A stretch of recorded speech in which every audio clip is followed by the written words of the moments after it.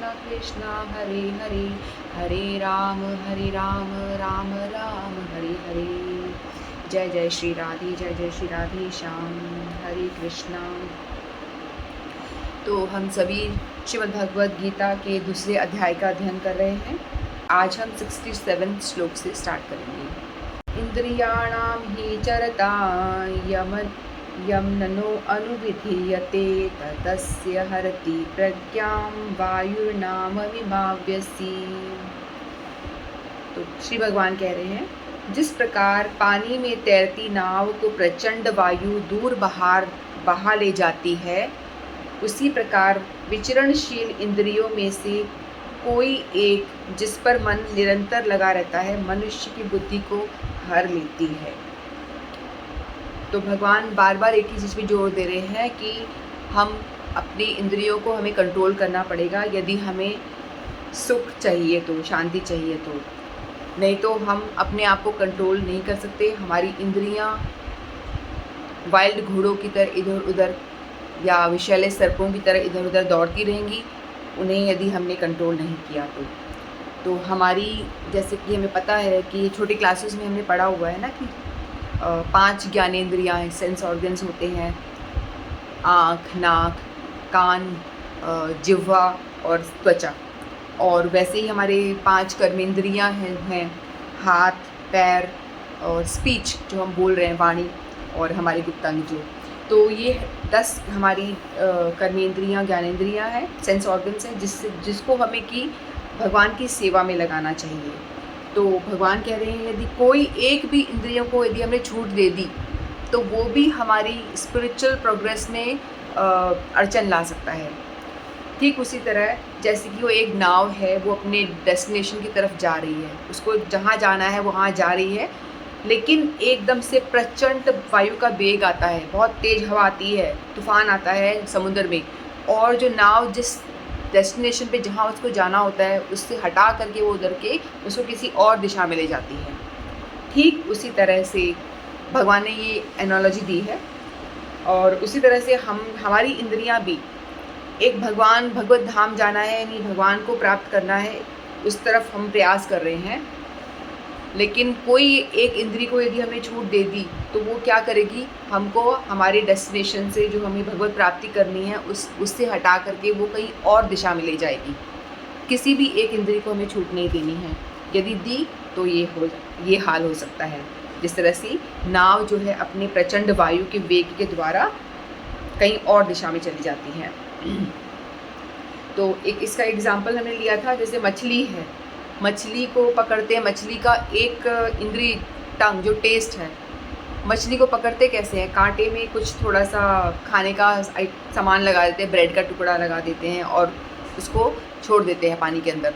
तो मछली वो खाने के लिए आती है और वो फंस जाती है, फिर उसको क्या होता है, पकड़ के उसको मार दिया जाता है। तो इसी तरह से कोई भी एक इंद्री को अगर छोड़ दिया तो वो इसका नतीजा हमारा यही होने वाला है। जैसे कि एक और एग्जांपल लेते हैं कि हम घर में बैठे हैं, कुछ कर रहे हैं, बाहर कोई एक कार आ रही है, कार में एक सॉन्ग बज रहा है, बहुत ही अच्छा सॉन्ग जो हमें बहुत पहले कुछ प्रिय था, हमको बहुत पसंद था वो गाना, 10-12 साल पहले हमें वो गाना बहुत ही पसंद था, बचपन में समझ लो। तो अगर हम उसको सुनते हैं, जैसे ही हमने सुना, हम अपने काम में व्यस्त हैं, लेकिन काम करते करते भी हम क्या करेंगे, उस सॉन्ग को गुनगुनाना शुरू कर देंगे, क्योंकि वो हमारे पसंद का गाना, फेवरेट गाना था, तो हम सुनते थे उसको, तो हमने उसको गुनगुनाना शुरू कर दिया। जैसे ही हम उसको गुनगुनाएंगे, धीरे धीरे हमारी उससे रिलेटेड सारी जो मेमोरी है, जब हम उसको सुना करते थे, तो वो हमारे दिमाग में फ्लैशबैक की तरह घूमना शुरू कर देगी। अरे ये गाना तब मैं सुनता था या सुनती थी, तब कितना आनंद होता था, मैं वहाँ पार्टी में गई थी, तब मैंने ये सॉन्ग सुना था, तो कितना नाचते थे, जो भी इसके साथ रिलेटेड जो मेमोरी है सारी एकदम से आ जाएगी हमें। तो हमारी इंद्रिय जो है हमको अपने साथ, दिमाग को भी, बुद्धि को भी हर लेगी और साथ में ले जाएगी, इस तरह से। तो भगवान ने, जैसे अम्बरीश महाराज ने, बार बार उदाहरण आता है ना, अम्बरीश महाराज राजा थे, वो सारे उनके सामने ऐश्वर्य भोग थे, उसके बावजूद भी उन्होंने क्या किया था, अपनी इंद्रियों को वश में रखा था, और उन सारों भोगों को भोगते हुए भी वो उसमें लिप्त नहीं होते थे। उन्होंने सारी इंद्रियों को अपनी भगवान की सेवा में लगा रखा था, इसीलिए वो अपनी इंद्रियों पे कंट्रोल कर पाए। दुर्वासा में नहीं आते हैं तो उन्हें गुस्सा आ जाता है, लेकिन अम्बरीश महाराज को बिल्कुल गुस्सा नहीं आता और उनको ऐसा नहीं लगता कि तुम व्यर्थ में मुझे क्यों गालियाँ दे रहे हो, कि व्यर्थ में मुझ पे क्यों क्रुद्ध हो रहे हो। तो ऐसा भी उन्होंने प्रतिकार नहीं करा, उल्टा उन्होंने कुछ नहीं कहा और अपनी इंद्रियों को संयम में रखा और वो एक निष्ठ थे, उन्हें कोई फ़र्क नहीं पड़ रहा था इस तरह से। तो हमें अपने जितनी भी इंद्रियों को है वश में रखने का प्रयास करना चाहिए। एक ही उपाय है, सभी इंद्रियों को भगवान की सेवा में लगाएं, यही तरीका है। और हम सोचेंगे हम क्यों लगाएं भाई, हमारी इंद्रियों की भगवान की सेवा में क्यों लगाएं, अपनी सेवा में लगाएंगे हम। तो हम जैसे जो मूर्ख लोग हैं ऐसी बातें करते हैं ना, हम ऐसे ही हमारी थॉट होती है।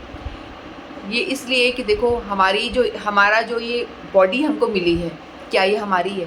पहले हम एक बार विचार करें, क्या ये शरीर जो हमें मिला है क्या हमारा है? हम कहेंगे हाँ ये मेरा ही तो है, मैं अंजू हूँ, ये मेरी बॉडी है, मेरा शरीर है। आप जो भी हो आप बोलोगे हाँ मेरा शरीर, तो ठीक है आपका शरीर है, तो आपके ऊपर जो रोग आता है उसको आप ठीक कर लीजिए। कर पा रहे हैं? हम नहीं कर सकते। हमें कोई भी रोग होता है, सपोज ले लेते हैं, हम एक छोटा सा सरदर्द मैं अपना लेती हूँ, मुझे एक हेडेक की प्रॉब्लम होती है, तो बहुत सालों से माइग्रेन का इशू होता है, तो मैं उसे ठीक करना चाहती हूँ। कभी कुछ पिया, कभी ये लिया, कोई काढ़ा लिया, कुछ अपने लेवल पे चाय पी, कुछ भी कैसे भी अदरक कूटा, अदरक में कुछ और चीज़ें मिलाई और काढ़ा लेना शुरू कर दिया। तो उससे क्या ठीक हो पाता है? थोड़ी देर के लिए ठीक हो जाता है, लेकिन हम उस चीज़ को ओवरकम नहीं कर पाते, उस बीमारी को हम ठीक नहीं कर पाते। भाई हम बोल रहे हैं हमारा शरीर है तो ठीक क्यों नहीं कर लेते अपनी बीमारी? हमारा हाथ दर्द हो रहा है, सर दर्द हो रहा है, पैर दर्द हो रहा है, तो ठीक कर लो ना, आप ही की तो बॉडी है, कर लो इसको ठीक। लेकिन हो नहीं पा रहा हमसे ठीक, क्योंकि हमारी बॉडी है ही नहीं। हमारी बॉडी होती तो हम अपनी प्रॉब्लम्स को सॉर्ट आउट कर लेते, नहीं कर पा रहे। मतलब ये शरीर हमको भगवान ने दिया है, जैसे कि हमको एक रेंटल हाउस मिला है, हम रेंट में रह रहे हैं, उस हाउस में रेंटल हाउस में रह रहे हैं, कुछ दिन के लिए हमको भगवान ने वास दिया है। आप थोड़े समय के लिए रहिए, फिर आपको इसे छोड़ के जाना है। आप परमानेंट तो इसमें रह नहीं सकते ना। अपने शरीर में कोई भी परमानेंट रह सकता है? नहीं रह सकता। लेकिन हमको भगवान को रेंट देना चाहिए हिसाब से, तो कि हम भगवान ने हमको घर दिया हुआ है कुछ दिन के लिए। किसी की अवधि जितनी हमारी जीवन है, किसी को 60 वर्ष के लिए, किसी को 65 के लिए, किसी को 80, किसी को 75, किसी को 1-2 साल के लिए। जो बचपन में ही कई लोग शरीर त्याग देते हैं, उनको तो बहुत कम समय के लिए भी मिला होता है। तो हमें पता नहीं कि हम किस समय इसको छोड़ के हमें जाना पड़े, कितने दिनों के लिए हमें पता, रेंट कितने दिन के लिए भगवान ने हमको ये शरीर दिया हुआ है, तो हमें कुछ पता नहीं है इसका।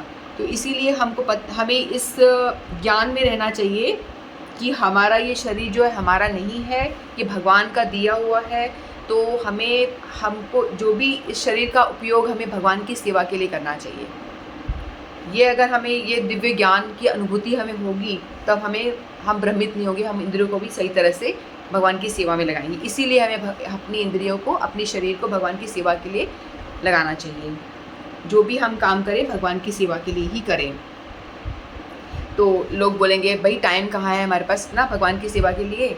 ऐसा ही तो हम बोलेंगे, किसके पास टाइम पड़ा है कि बैठे भगवान का नाम जपे, ग्रंथों को खोले? समय चाहिए, समय लगता है भाई इन सब कामों में, ऐसे ही तो बोलेंगे हम लोग। नहीं है हमारे पास टाइम। हमें सुबह सुबह उठना होता है, 5 बजे उठते हैं, जल्दी जल्दी नहा धो के भागते हैं, फटाफट हम ट्रेन में, जैसे भी जो जा रहा है, कार उठा रही है या ट्रेन में बैठ के जा रहा है या बस में जा रहा है, कैसे भी जा रहा है, फिर भागते हैं, फिर अपने ऑफिस में जाते हैं, जॉब करते हैं फुल डे, फिर घर आते हैं, फिर आके फिर मतलब फुल डे हमारा पैक है। कहाँ टाइम है हमारे पास? नहीं, ये हमारे पास ये भक्ति के लिए कोई टाइम नहीं है, भगवान के लिए कोई टाइम नहीं है। तो लेकिन बात सही है, ठीक है, होता है, बिजी शेड्यूल है सबके पास, किसी के पास टाइम नहीं है, लेकिन हमें टाइम निकालना पड़ेगा, क्योंकि हमको ये पता है कि ये शरीर हमारा है ही नहीं, तो हमें जिसने दिया है उसको खुश करने के लिए कुछ ना कुछ तो हमें करना ही चाहिए ना, तभी हम ठीक से हमारी इंद्रियों कंट्रोल करके रह पाएंगे, अच्छे से रह पाएंगे। तो आप ऐसा करें कि आपके हाथ पैर काम कर रहे हैं, सब कुछ कर रहे हैं, लेकिन चलो आप बाथरूम में नहाने गए, उस टाइम पे हमें प्रयास करना चाहिए। ऐसा करना तो बहुत डिफ़िकल्ट है, लेकिन प्रयास तो कर ही सकते हैं। हमारी जिह्वा, उस टाइम हमारे जिह्वा से अपन कुछ नहीं कर रहे हैं ना, हम स्नान कर रहे हैं, जो भी एक्टिविटी बाथरूम में जो हम कर रहे हैं उस टाइम से स्टार्ट कर लो। तो हमारी जिह्वा तो बिल्कुल खाली है ना, उसे हिलाना शुरू कर दीजिए, उस पर कोई रोक नहीं रहा आपको। अपना मुंह में अंदर हरे कृष्णा महामंत्र की चैंटिंग शुरू करें, हरे कृष्णा कृष्णा कृष्णा हरे हरे, हरे राम राम राम हरे हरे, या जिसको जो भी जिस भी नाम में श्रद्धा है, जिसको जो भी भगवान में जिसमें श्रद्धा है वो ही चैंटिंग वो शुरू करें। राधा राधा कई करते हैं, कई कृष्ण, कई राधे गोविंद, जो भी जिसकी जिसमें श्रद्धा हो। भगवान कह रहे हैं लेकिन भगवान मैं हूँ, तो मेरे नाम का जप करो। भगवद गीता के अनुसार भगवान कृष्ण ही भगवान है, उन्हीं के नामों का जप करना चाहिए हमें, जो भी हमें अच्छा लगता है, गोविंदा या जो भी नाम गाना स्मरण करते हैं। तो इस तरह से हम कर सकते हैं, आपका स्नान भी हो जाएगा और आपकी चैंटिंग भी हो जाएगी। लेकिन ऐसा होता है क्या, अक्सर हम लोगों से बोलते हैं कि आप नाम जप करिए, किसी को कोई भी बात करते हैं ना तो अक्सर लोग बोलेंगे हम तो मन मन में करते हैं, हम तो मन मन में करते हैं, दिखावा नहीं करते, हम तो माला लेकर झोली लेकर के घूमते नहीं हैं, हम मन मन में करते हैं। भाई मन मन में कैसे करते हो, हम लोग तो इतने सालों से, जो लोग कर रहे हैं ना उनसे पूछो आप कि सालों से प्रैक्टिस कर रहे हैं, लेकिन मन मन में करने की प्रयास करेंगे ना, दो नाम आएगा, 2 बार आप बोलोगे, 4 बार बोलोगे, लेकिन थोड़े बाद में आपका दिमाग कहीं भाग जाएगा, जहाँ भी आपका आसक्ति है कहीं और थॉट्स में, अरे मुझे अभी ये करना है, नेक्स्ट मुझे वहाँ जाना है, ऑफिस जाना, ये करना है, तो उसी थॉट्स में आपका दिमाग फटाफट भाग जाएगा। लेकिन आपको फिर से उसको खींच करके लेकर के आओ, फिर आप अरे मैं तो चैंटिंग कर रहा था, अरे मैं तो भगवान का नाम ले रहे थे, तो फिर आपको प्रयास करके भगवान को फिर से स्मरण करने की कोशिश करनी चाहिए। तो ऐसे अगर आप बार बार प्रयास करेंगे तो धीरे धीरे प्रैक्टिस करते करते आपका मतलब स्मरण चलना शुरू हो जाएगा। ऐसा मेरी अनुभूति तो बिल्कुल भी नहीं है, जो बड़े बड़े महाजन हैं उनकी अनुभूति है, वो ऐसा कहते हैं, वो हमें करना चाहिए। तो अपने दिमाग को खींच के, मन को खींच करके दोबारा से भगवान नाम में लगाने की प्रयास करना चाहिए, और कोई भी इंद्रियों को हमें ऐसे खुला नहीं छोड़ना है जिससे कि वो जैसे नाव प्रचंड वेग वायु का लेके चला जा रहा है, हमारी इंद्रियां भी हमें किसी और रास्ते ले जाए, भगवत भक्ति से हटा करके हमें कहीं और ना ढकेल दें। तो इस चीज़ का हमें ध्यान रखना चाहिए। और तरीका एक ही है, नाम जप करिए, भगवान का, अपने आप को भगवान से कनेक्ट करिए, पूरी तरह से कनेक्ट करने की कोशिश करिए, हर रोज़ भगवान का चैंटिंग करें एवरीडे, तभी ये पॉसिबल है, नहीं तो नहीं हो पाएगा। अब हम दूसरा श्लोक लेते हैं, 68 श्लोक ले रहे हैं हम। तस्मादस्य महाभावो निगृहीतानि सर्वशः इंद्रियाणि इंद्रियार्थेभ्यस्य तस्य प्रज्ञा प्रतिष्ठिता। तो श्री भगवान जी कह रहे हैं, अतः हे महाभाव, जिस पुरुष की इंद्रियां अपने अपने विषयों से सब प्रकार से विरत होकर उसके वश में है, उसी की बुद्धि निस्संदेह स्थिर है। तो भगवान वही कह रहे हैं कि यदि हमने हमारे सेंसेस जो बहुत ही तेज हैं, बहुत ही अनकंट्रोलेबल है, कंट्रोल नहीं कर सकते इनको, यदि उनको वो जिस सेंस का चिंतन कर रहे हैं, यदि हमने उनको सेंस ऑब्जेक्ट वो दिला दिए, तो क्या होगा, सेंसेस का सेंस ऑब्जेक्ट के साथ में मेल हो जाएगा। जो भी हमें चाहिए, जिसमें चीज़ में आसक्ति है, हमको वो वस्तु मिल जाती है, तो हमारे उससे आसक्ति और गाढ़ हो जाएगी और ज़्यादा गहरी होती चली जाएगी। तो हमें चाहिए कि उस चीज़ से थोड़ा सा बचें, सेंसेस जो मांग रही है उसको कंट्रोल करने का थोड़ा प्रयास करें, वो चीज़ को उसको दिला ना दे के अपने सेंस को भगवान में मोड़ दें, तो हम उससे थोड़ा सा बच पाएंगे, कंट्रोल कर पाएंगे। और जो व्यक्ति महाभाव कह रहे हैं भगवान उनको कि आप तो आपके अंदर तो बहुत पावर है, आप जैसे युद्ध में आप एकदम योद्धा की तरह उतरते हो, सब महान योद्धा की तरह, उस तरह से अपनी इंद्रियों को कंट्रोल करने के लिए भी आप ऐसा ही प्रयास करें। जो आपका वेग आ रहा है, ये मेरे जन हैं, उसको कंट्रोल आप उसी तरह से कर सकते हैं जैसे आप युद्ध में शत्रुओं को कंट्रोल करते हैं, इस तरह से आप इंद्रियों को भी, अपने अंदर जो शत्रु है आपके, उनसे भी आप लड़ सकते हैं, ऐसा भगवान बता रहे हैं। तो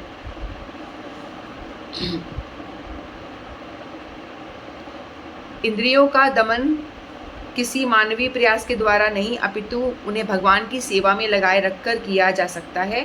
जो व्यक्ति यह हृदयंगम कर लेता है कि कृष्ण भावनावत के द्वारा बुद्धि स्थिर होती है और इस कला का अभ्यास प्रामाणिक गुरु के पद प्रदर्शन में करना है, वह साधक अथवा मोक्ष का अधिकारी कहलाता है।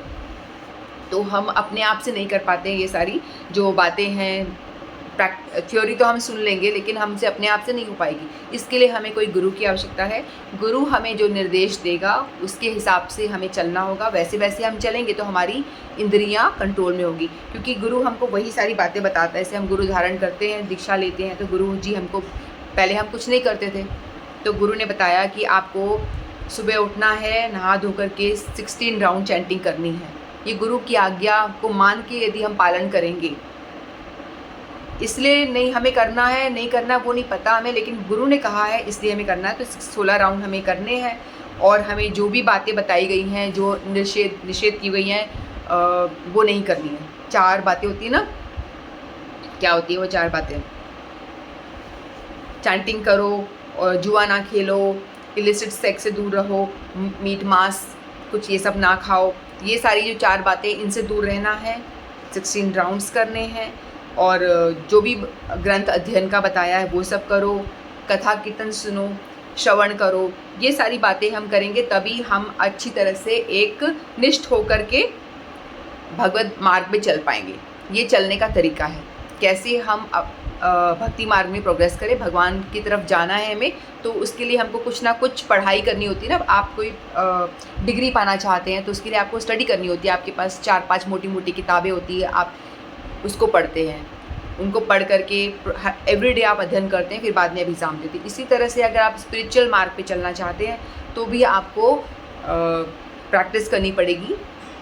अगर आप नहीं करते हैं तो आप, सबसे मेन जो है इसका है ना, श्रवण है। सबसे पहला जो स्टेप है आप भक्ति मार्ग में चलने के लिए, श्रवण कीर्तन स्मरण।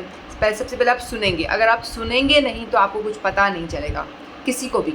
सबसे फर्स्ट स्टेप है अपने से गुरु वैष्णव जो होते हैं उनको आप सुने, सुनने के बाद ही आप उस चीज़ को स्मरण कीर्तन करें, बोलें। जैसे मैंने जो सुना है, मैं सुन के फिर बाद में बोलने का प्रयास करूँ। मैं अपने आप से कुछ नहीं बोल रही हूँ कि मैं मेरे मन में आ रहा वो बोल दूँ।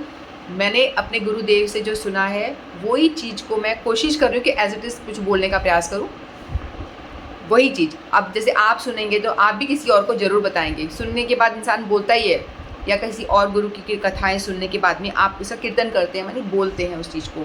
और कीर्तन करते भी हैं, बजा के, ताली बजा के, मृदंग बजा के, वो वाला कीर्तन होता है। तो ये सब चीज़ें भक्ति के अंग को फॉलो करें। श्रवण कीर्तन स्मरण करें, फिर अर्चनम करें, भगवान की पूजा आराधना करें, दास्यम हाथ जोड़ें, आत्मनिवेदन, अपने आप को भगवान को सरेंडर करें। ये भक्ति के बहुत सारे जो अंग, नवदा भक्ति कहते हैं ना, 9 अंग है, इनका हमें पालन करना चाहिए। फिर इसके बाद हम करते करते क्या होता है, फिर हम भक्ति के मार्ग पे प्रोग्रेस करते हैं, हम आगे आगे बढ़ते जाते हैं। तो इसका हमें फॉलो करना चाहिए। तो तभी भगवान कह रहे हैं, वही व्यक्ति जो अपनी इंद्रियों अपने अपने विषयों को सब प्रकार से विरक्त होकर के उसके वश में है, उसी की बुद्धि निस्संदेह स्थिर है। वही व्यक्ति स्थिर है, उसकी बुद्धि स्थिर है और वो हैप्पी है, खुश है, हमेशा सुखी रह सकता है। तो हम एक और श्लोक ले लेते हैं। या निशा सर्वभूतानां तस्यां जागृति संयमी, तस्यां जागृति भूतानि सा निशा पश्यतो मुने। तो श्री भगवान कह रहे हैं, जो सब जीवों के लिए रात्रि है वह आत्म संयमी के जागने का समय है, और जो समस्त जीवों के जागने का समय है वह आत्मनिरीक्षक मुनि के लिए रात्रि है। तो बुद्धिमान मनुष्यों की दो श्रेणियां हैं। एक श्रेणी के मनुष्य इंद्रिय तृप्ति के लिए भौतिक कार्य करने में निपुण होते हैं, और दूसरी श्रेणी के मनुष्य आत्मनिरीक्षक हैं जो आत्म साक्षात्कार के अनुशीलन के लिए जागते हैं। मतलब 2 तरह के लोग होते हैं। एक होते हैं जिनकी सिर्फ मटेरियल डिज़ायर्स होती हैं कि मुझे जन्म मिला है, कल मुझे नहीं पता क्या होने वाला है, कौन भगवान कौन ये मुझे नहीं पता, मैं मर गया मुझे कुछ पता ही नहीं है, मैंने देखा ही नहीं है आगा पीछा, मैं तो आज हूँ, मुझे आज का पता है। तो वो जो होते हैं मटेरियलिस्टिक व्यक्ति, जो हमेशा कहते हैं कि कमा लो, खूब कमाओ और उड़ाओ, ऐश करो, वो मटेरियलिस्टिक व्यक्ति होते हैं। कमा लिया और उसे भोगो, पार्टी करो, मज़े करो, ये सारी उनकी होती है मटेरियलिस्टिक, और खूब प्रगति करो, खूब पैसा कमाओ और खूब उड़ाओ। और दूसरे होते हैं जो आत्मनिरीक्षक, जो भगवान के विषय में सोचते हैं, जो समझदार जो होते हैं ना, जो जानना चाहते कि मैं कौन हूँ, मैं कहाँ से आया, मैं यहाँ पे क्यों आया हूँ, क्यों पटक दिया गया हूँ इस भौतिक संसार में, कौन हूँ मैं, हूँ कौन मैं। ऐसे जिनके मन में जो क्वेश्चंस आते हैं, भौतिकतावादी व्यक्ति के मन में तो ऐसे प्रश्न आने वाले ही नहीं हैं। लेकिन जो अपने विषय में जानना चाहता है, मैं मर जाऊँगा तो उसके बाद क्या होने वाला है, मेरे मरने के बाद में क्या होगा, मैं कहाँ चले जाऊँगा, और ये मैं दुख क्यों भोग रहा हूँ यहाँ पे, ये इतने कष्ट क्यों आ रहे हैं मुझे। जिसके मन में ऐसे प्रश्न आते हैं वो भगवान की ओर बढ़ते हैं। वो सोचते हैं कि भगवान आप कौन हो और मैं कौन हूँ। कि भगवत गीता में 4-5 चीज़ों के विषय में पढ़ते हैं कि भगवान कौन है और हम कौन है, आत्मा क्या है, परमात्मा क्या है, प्रकृति क्या है, काल क्या है, यानी समय, और इन सब के विषय में हम पढ़ रहे हैं। तो जो व्यक्ति निरीक्षक है, जो जानना चाहता है, आत्म साक्षात्कार करना चाहता है, भगवान के विषय में जानना चाहता है, और भौतिक ये भी ठीक है, इसमें भी रहता है, लेकिन इसमें ज़्यादा लिप्त नहीं होता। तो भगवान कह रहे हैं कि जो व्यक्ति, कुछ लोग होते हैं जब वो सोते हैं, भौतिकतावादी जब सोता है तो आत्म मार्ग पे जो मार्ग पे चलने वाला व्यक्ति है वो उस टाइम पे जागता है। जब वो सोता है तो ये जगता है, जब ये जगता है तो वो सोता है। यानी जो एक भगवान की ओर बढ़ने वाला व्यक्ति है, जब वो सो रहा है तो वो व्यक्ति जा रहा है, जब ये वाला मटेरियलिस्टिक व्यक्ति जाग रहा है तो स्पिरिचुअलिस्टिक जो व्यक्ति है वो सो रहा होता है। तो इसका मतलब क्या है? क्या उनके लिए अलग रात है, इसके लिए अलग रात है, ऐसा है क्या? जब वो सोता है वो दिन में जगता है, वो रात में जगता है, ऐसा नहीं है। दोनों ही रात में ही सोते हैं। जो स्पिरिचुअल प्रोग्रेस में व्यक्ति उतरा हुआ है वो भी रात में सोता है, जो मटेरियलिस्टिक व्यक्ति है वो भी रात में ही सोता है। कहने का अर्थ ये है, जो स्पिरिचुअल ब्लिस है एक मटेरियलिस्टिक ब्लिस है। जो ये मटेरियलिस्टिक ब्लिस होता है, जो व्यक्ति मटेरियल चीज़ों में, भौतिकतावादी चीज़ों में एंगेज है, पार्टी शार्टी कर रहा है, आनंद कर रहा है, जो फालतू चीज़ों में एंगेज है, वहाँ पे जो स्पिरिचुअलिस्टिक व्यक्ति है वो वहाँ पे सोया हुआ है। मतलब उसको उन चीज़ों में आनंद नहीं आ रहा, वो अपने आप को वहाँ से खींच लेता है। जैसे कछुआ वाला एग्जाम्पल दिए थे ना, जहाँ पे कि बहुत भोग विलास हो रहा है, वहाँ से जो स्पिरिचुअलिटी व्यक्ति है वो रहेगा वहाँ पे, लेकिन अपनी इंद्रियों को समेट के रखेगा वहाँ, उस चीज़ में वो लिप्त नहीं होगा, उसको कुछ आनंद नहीं आ रहा, उसको कुछ लेना देना नहीं है उस चीज़ से। और जहाँ पे कि वो दिखता है, और जहाँ पे मटेरियलिस्टिक स्पिरिचुअल जहाँ आनंद हो रहा है, जहाँ बहुत कथा कीर्तन हो रही हैं और भगवान की कथाएँ हो रही है, कीर्तन चल रहा है, तो उस जगह पे जो मटेरियलिस्टिक व्यक्ति है उससे कोई आनंद नहीं आएगा। वो जाके एकदम मूड की तरह खड़ा रहेगा, उसको मज़ा ही नहीं आएगा। बोले क्या है ये सब, क्या नाच कूद कर रहे हो, ये क्या भगवान के हरि बोल, क्या हरे कृष्णा चल क्या रहा है ये। तो उसको बहुत वहाँ पे आनंद नहीं आएगा, वो बिल्कुल नीरस सा खड़ा रहेगा वहाँ पे। मतलब वहाँ पे वो सो रहा है, जहाँ पे स्पिरिचुअल ब्लिस है वहाँ पे मटेरियलिस्टिक व्यक्ति सो रहा होता है, उसको वहाँ आनंद नहीं आता, उसको वो चीज़ें अच्छी नहीं लगती, वो बिल्कुल भी वहाँ पे अपने आप को कनेक्ट नहीं कर पाता है। और जहाँ पे मटेरियलिस्टिक चीज़ें हैं, जहाँ पे बहुत आनंद वानंद चल रहा होता है, बहुत ही भोग विलास वाली जगह है, वहाँ पे स्पिरिचुअल व्यक्ति उस चीज़ों के बारे में ना तो सुनेगा, ना वहाँ जाना पसंद करेगा, ना उसे कोई इंटरेस्ट आएगा उस चीज़ों में। कहने का मतलब, जो इसका इंटरेस्ट है उस व्यक्ति का वो इंटरेस्ट नहीं है, जो उसका इंटरेस्ट है उसका वो इंटरेस्ट नहीं होता। जिसका भगवान की तरफ मन है वो भगवान की तरफ वाली बातों में उसको आनंद आएगा, और जिसका स्पिरिचुअलिस्टिक मटेरियलिस्टिक व्यक्ति है उसको भौतिकतावादी चीज़ों में ही आनंद आएगा। आई थिंक आप समझ पा रहे होंगे मैं समझाना चाह रही हूँ, ठीक है। तो ये मतलब है, तो उसके इंटरेस्ट में वो सो रहा है, उसके इंटरेस्ट में वो सो रहा है, सोते दोनों रात को ही हैं, इसका मतलब ये हुआ। वांछा कल्पतरुभ्यश्च कृपा सिंधुभ्येव च पतितानां पावनेभ्यो वैष्णवेभ्यो नमो नमः। श्रीमद् भगवद गीता की जय, समस्त भक्त वृंद की जय। हरे कृष्णा, राधे राधे।